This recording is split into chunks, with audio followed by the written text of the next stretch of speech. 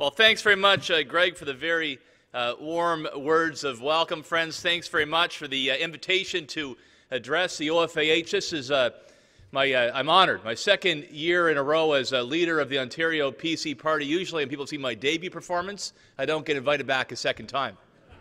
So I want to thank you very much. I know my friend and colleague, Norm Miller, already introduced by Greg, is here. He's our PC finance critic and OFAH member. I know Jerry's got his team here. He's with some family during March break, but a regular attendee, obviously, at the OFAH. And then Garfield Dunlop was here last night, I guess, because I was coming back. I was in Kincardine, and Garfield sent me an email and said that there's somebody here who has my dog's brother. That person wanted to identify. It was one of the most interesting emails I've received as leader of the party. It was like, I don't know, 10 o'clock at night, you know, and some emergency is happening, and I read the thing. Because over, my daughter, as Greg said, my daughter Miller is 3, and for Christmas this year we got her puppy. We got a Nova Scotia duck toller. I don't know, there's some duck toller fans here. Any duck hunters want to take? There you go. For 25 years. 25. So there you are. So if you want to take Tavish and I out sometime and train us both, I'd enjoy that. But it was somebody from Fort Erie, which is my hometown where I was born and raised. Has my dog's brother. Wanted to test it out. It was a Christmas, but nobody's going to identify themselves, I guess, eh? Denying that level of connection with me. I guess probably a wise move. So we decided for Christmas to give Miller a dog. The duck toller's a great breed, very exciting, and it's a busy time, as you can imagine, heading into an election for me. So I was looking forward to Christmas, some time with the family. So it was good time away, but every time that puppy lifted his tail, I had to be on my toes. It wasn't exactly relaxing. So friends, I want to commend to Mike, to Greg, the OFAH team. I want to commend you for your outstanding leadership, your advocacy. The OFAH is a tireless, trusted, and professional advocate for preserving Ontario's rich outdoor heritage. And let's be honest, thank God that you are. Because today there are so many politicians, special interest groups, and those who like to stigmatize hunters and anglers as relics of the past. Too many are trying to take advantage of that to move forward their own agenda.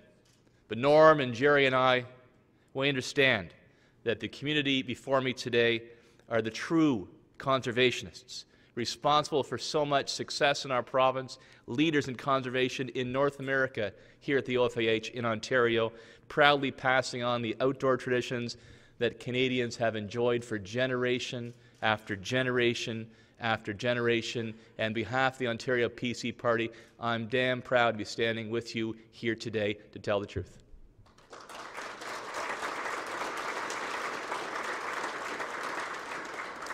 Greg was very kind about some of our previous work together when I had the honor of serving in cabinet as a minister and had a chance to work firsthand to see how the OFAH's youth programs are encouraging kids to spend a bit less time with video games, more time learning how to bait a hook.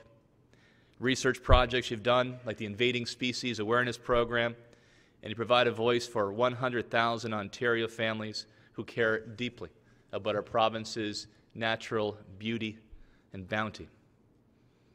As Greg noted, my relationship goes back many years now, when I was Northern Development Mines Minister and Minister of Tourism. And maybe based on my experience working with the OFAH, I'll say maybe for the first time, and maybe for the only time, extend a bit of friendly advice to my chief opponent in October's election. He may think that the Ontario PCs have a target on his back, but that's nothing that can happen to you if you end up with the OFAH target on your back. Folks, having a chance to meet with many of you and many folks here in the room from my own home area in Niagara have been an outstanding source of advice. It's given me a unique perspective on what's needed to approach the decisions we need to make to get policy on the right track and ensure that we restore respect for government so the government works for the people who pay the bills in our province and not the other way around. We've lost track of that. And you've seen it with issues like the long gun registry, exorbitant fees being applied to Ontario's fish hatcheries, and over-regulation that makes no sense but lasts for years and years, that leaves people confused about where they can or cannot ride an ATV, are still fresh in the minds of families who care deeply about our great outdoors. And I've heard, quite frankly, from many of you directly, and I know you're here today, that you're tired of the paralysis at the M&R in the face of issues like coyote and predation problems, and that you worry that the M&R is turning into a pale sister to the Ministry of Environment. Folks, I know that Jerry and Norm and I agree we need to get the M&R back to its core mandate of managing and promoting our natural heritage, not standing in the way.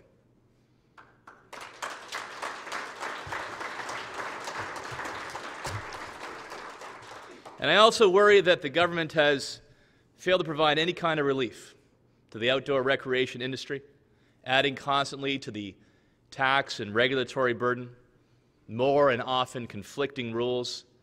Let's not forget about the hydro bills, which tend to be an issue across the province that people talk to me about, and the impact of very expensive energy experiments hitting our towns and cities and communities.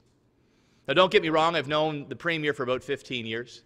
We've sat across from each other there in the House, and I do believe he means well.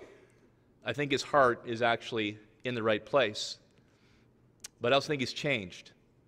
And after 8 years in office, I think he's just lost touch with what's actually happening around the kitchen table, in the coffee shops, and the streets of our great province. And sadly, when you get out of touch, you lose track of what's most important. And that's how Ontario families and business owners are best qualified to run their homes and to run their businesses, not government bureaucrats. And quite frankly, the Premier and I come about the challenges that Ontario faces from very different directions, a different path forward. So with that in mind, I wanted to outline for you today the values that will guide an Ontario PC government, voters willing, as we work with you on your mission to preserve Ontario's outdoor heritage. Bottom line, respect for the families who are paying the bills, yet still are taking the time to enjoy the outdoors, and relief for hardworking Ontario families who today are struggling to make ends meet, to balance the family budget. So first, we will show respect for business owners and families by recognizing that they know best, treating people like adults and job creators to be respected, not regarded with instant suspicion. So let me give you a recent example of what I mean by that. The OFAH has been a strong voice for putting a stop to offshore industrial wind farms, a call shared by the Ontario PC Party, and I congratulate your success in getting that moratorium.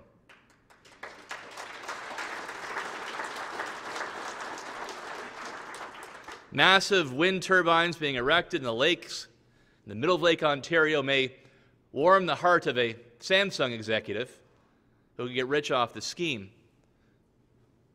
but not so much for the residents living in the area, for anglers, for hunters, let alone the impact they can have on migratory birds, on salmon or perch.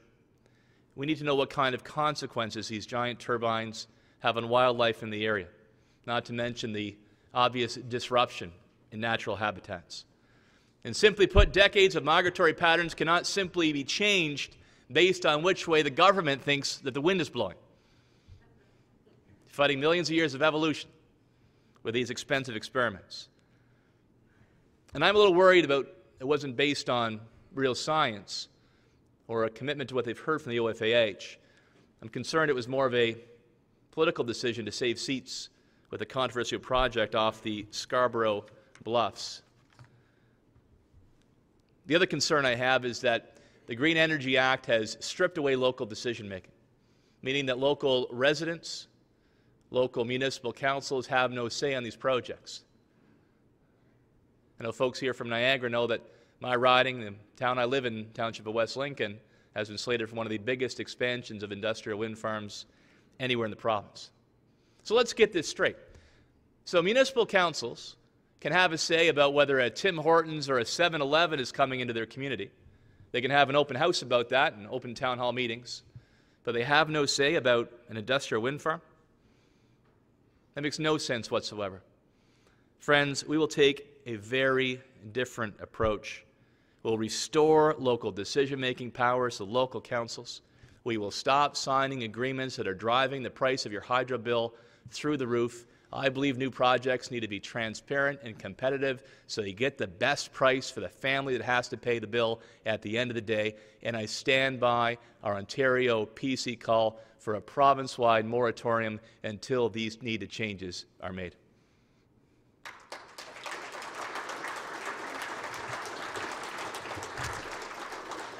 Because what we need is an energy policy, not a social program. And energy should be about reliable and affordable hydro so families can pay the bills and businesses can hire again. And you need to respect the fact that the taxpayer, the consumer's ability to pay should be at the focus of every decision you make. And friends, beyond that, we need to keep working to peel back the growing regulatory burden, the swamp of red tape that you have to wade through that is hurting Ontario's outdoor community. We all remember the struggle, the ongoing struggle over the long gun registry. Many of you back home, the OFAH as a whole has been a strong voice standing up for reason in that debate, standing up for the rights of its members against a costly program that targets duck hunters and farmers instead of criminals. And gangs and criminals get off easy with a slap on the wrist, and that outdated legislation goes after you instead. It's another sad, all too familiar example of the kind of political stigma that interest groups are trying to put on your backs. I want to tell you, the Ontario PC Party will stand with you to end the long gun registry once and for all.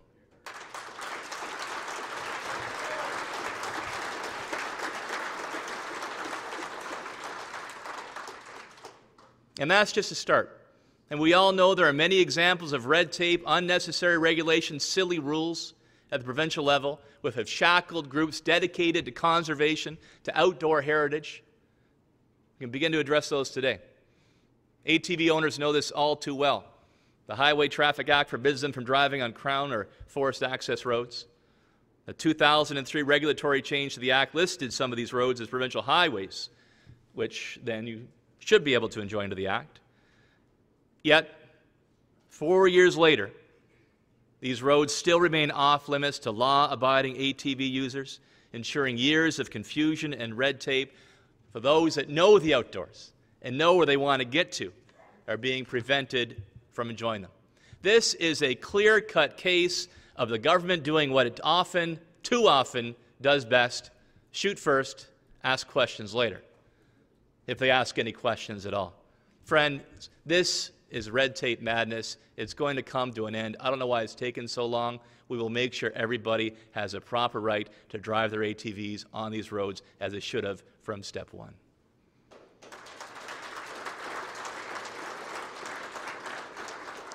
And another issue that's hit close to home for me with the Grimsby Conservation Club. 22 fish hatcheries in Ontario, for example, take justifiable pride in knowing that they are responsible and doing a heck of a job for protecting fish populations in Ontario's lakes, rivers, and streams. As mentioned, Debbie and I live in Wellandport. We're right on the Welland River, something that's benefited from the local conservation club's efforts in my own backyard. But Grimsby and so many other hatcheries are being lumped in with industrial polluters by the Ministry of Environment due to complicated certificate of approval processes. They don't release heavy metals. They don't release toxins into the water, yet they're being charged with exorbitant fees and processes as if they were industrial polluters. And though the OFAH has done a great job to take steps to change this, they still have not been granted the simple request for a meeting with the minister in charge to discuss this issue. Friends, this makes no sense whatsoever. Folks in their own volunteer capacity are doing a great job to try to conserve and build our fish populations in our lakes, rivers, and streams. This red tape madness must finally come to an end.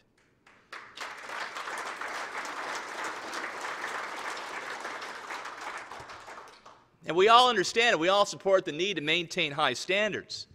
But does anyone in the room not believe that there's a way to do a better job? And it's time you had a real partner to work with you on preserving our outdoor heritage. It's time you had a government that focuses energy not trying to treat hatcheries like polluters, but on treating them as the stewards of Ontario's natural beauty that they are, and adults to be trusted. And quite frankly, it's time you had a government that treated you with the trust and the respect that you deserve. And friends, we will also provide relief for Ontario's small businesses and families by giving them a break on the crippling tax, fee, and hydro hikes they're getting hit with today. Wherever I go, in Kincardine last night, St. Thomas earlier in the week, here in Mississauga, back home to Niagara, I'm hearing from everybody across our province they are tired of being nickel and dime to death every time they turn around. HST slapped 8% more on the basics: heat for your home, gas for your car, hydroelectricity. Used to be the visa bill you worried about come January, February, after the Christmas shopping. Now it's your hydro bill. The eco-tax list goes on and on.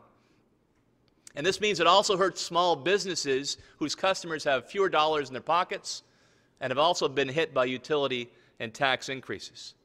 And you know as well as I, those that are running your businesses here, that if families are worried about the basics, about paying the hydro bill, they're not going to take that time away on vacation. They're not going to take that fishing or camping trip. That's the first thing to go.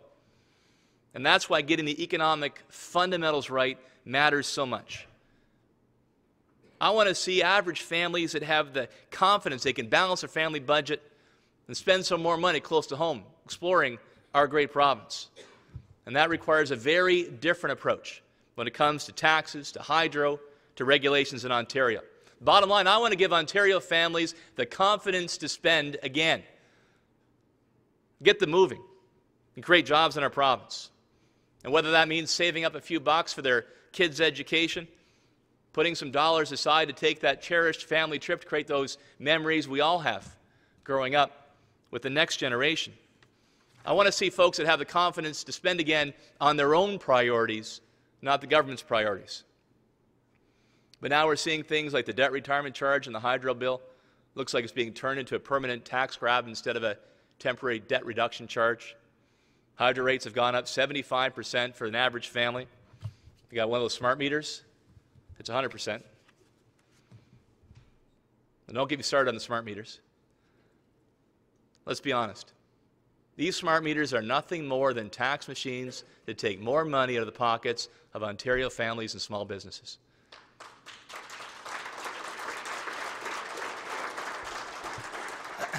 And quite frankly, I don't think it's the role of the Premier of this province to lecture my mom to get up at midnight to do her laundry. And you know as well as I do, it's awfully hard to have all the kids showered and fed and ready for school before 7 a.m. when the higher rates come in. And for small business people in the room, you're going to change your hours to midnight to 6 a.m.? Makes no sense whatsoever. And that's why an Ontario PC government will unplug the mandatory smart meter tax machines and give every family a choice of what works best for their own home.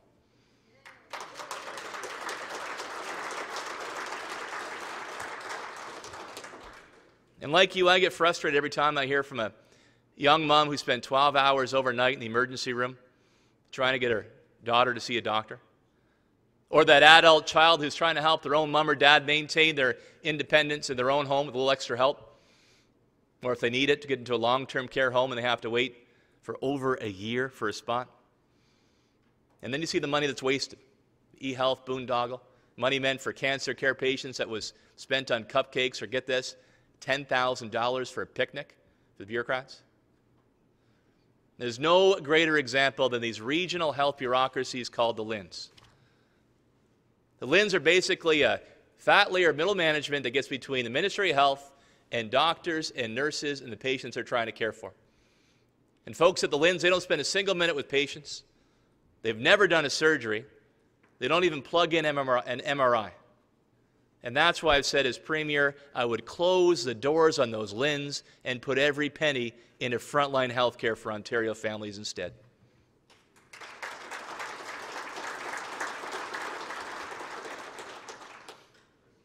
I'm hearing it more and more. We need to take a different path. That it's time for change in Ontario. And an Ontario PC government will bring that change. It will give relief to hardworking families, to small business owners who today are struggling to make ends meet, and restore respect for the fact that every dollar the government spends was earned by a hardworking Ontario family. And of course, what matters most is not words, it's actions. And you can measure the strength of my commitment to Ontario if you put your faith in me in the time ahead. With that said, I want to say I am grateful to have had this opportunity to share some ideas. I believe they're all achievable, they're all practical, and they're all affordable. And I want to commend the OFAH and its members from right across this great province for their incredible dedication to conservation here, to celebrating and protecting our vast and valuable resources, and for standing up against the public interests who try to portray you as something you are not, in fact, quite the opposite. I just believe that all is missing today from government is the willpower, the initiative, and the leadership necessary to turn good ideas into action and to treat people like adults and to get out of your way. Hunting and fishing is a proud part of Ontario's heritage. It binds communities, it binds generations, it pulls families together, and it binds us with the land. I want to work with you to build a better, stronger, more confident Ontario. And I want my daughter Miller to have every chance to succeed that I had and more. So friends, let's bring change to this province so that together Ontario can be a leader again. Thank you very much.